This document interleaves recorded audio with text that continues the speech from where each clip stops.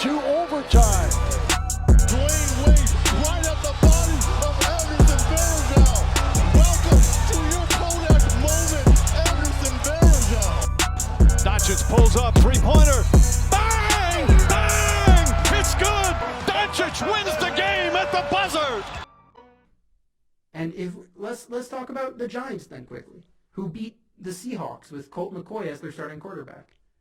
And, you know, I love seeing Giants fans defend Daniel Jones on all of this. And I know the Giants only managed to put up whatever it was, 15 points, 17 points, however many it was. Let me look this up. They only managed to put up, like, early teens. All right, they won 17 to 12 against the Seahawks. I know they only managed to put up 17 against a Seahawks defense that is by no means good. And that was with Colt McCoy.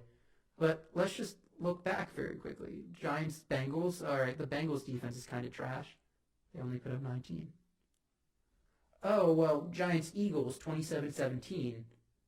They put up 27, sure, but this was a game where very little defense was played from the Eagles. So that's something. The Washington defense, which I just talked so glowingly about, 23-20. What I'm saying is this is a team that goes off of its defense. And offense is not a priority at all for the Giants. And, you know, I'm still not in on Daniel Jones.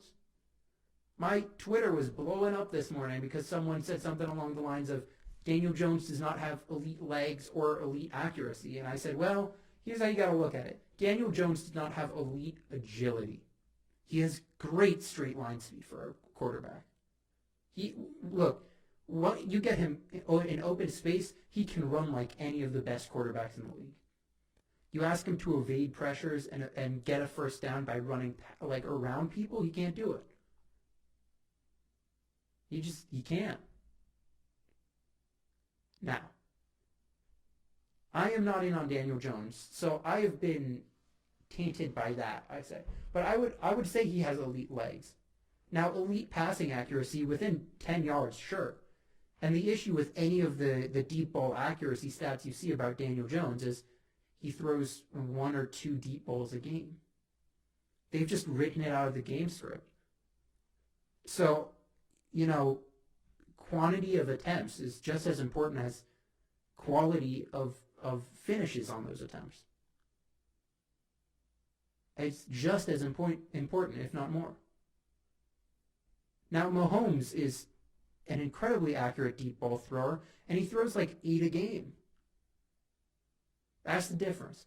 And that's why I'm still not in on Daniel Jones.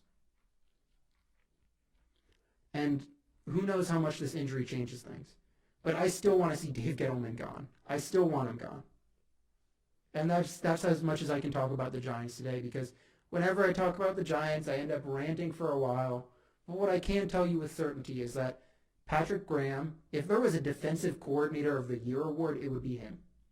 And I think Joe Judge is part of the Coach of the Year race. I think it's, you know, despite the loss, it's Mike Tomlin.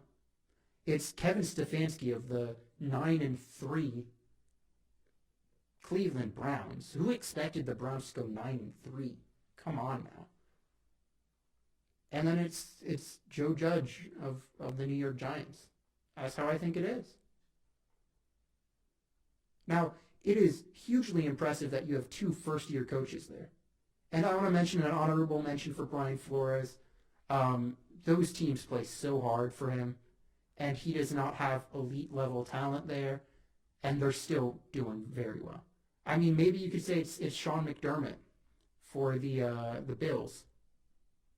Maybe he deserves it. Now, who's the least valuable Coach of the Year? Ryan Pace, Doug Peterson, or Mike McCarthy. They just don't put their players in positions to succeed. Ryan Pace is one of the worst offensive coaches in the league, man. He has no clue what he's doing. Adam Gase is also awful, but this is a team that wasn't going to be good anyway. I think the Bears with proper coaching could have been very good. Same with the Eagles. Cowboys, you know, they had their injury issues, but even before then, they were just not looking great. So there you go. I love the coaching of the Giants. I think they're headed in the right direction. I'm not going to talk about Dallas, and I know that I've spent 30 minutes talking about the NFC East, but Dallas doesn't deserve my time right now. And outside of that, what are the storylines? The storylines are MVP is down to Patrick Mahomes or Aaron Rodgers. Considering Kyler Murray, you know, man, this is oof. Lost to the Rams. Yeah. And then, you know, who else is there? Deshaun Watson, the numbers say he could be a candidate, but his team is awful. And so they're not winning very much.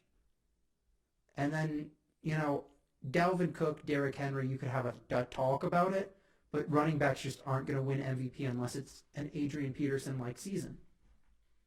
And then who else do you have? You have Russell Wilson, who lost to the Giants. And that's just going to kill it. The Giants, the Seahawks have fallen apart recently. So there are your storylines. You know, Flash, Josh Gordon is coming back this week. My fantasy team, which is named Josh Gordon Ramses, maybe that's good luck, but I'm currently on a 9-game win streak. So if I lose because Josh Gordon is back, I'm going to be upset. So there you go. Shout out Darren Waller getting me 45 fantasy points this week. That was appreciated. I love to hear that. I love to see that.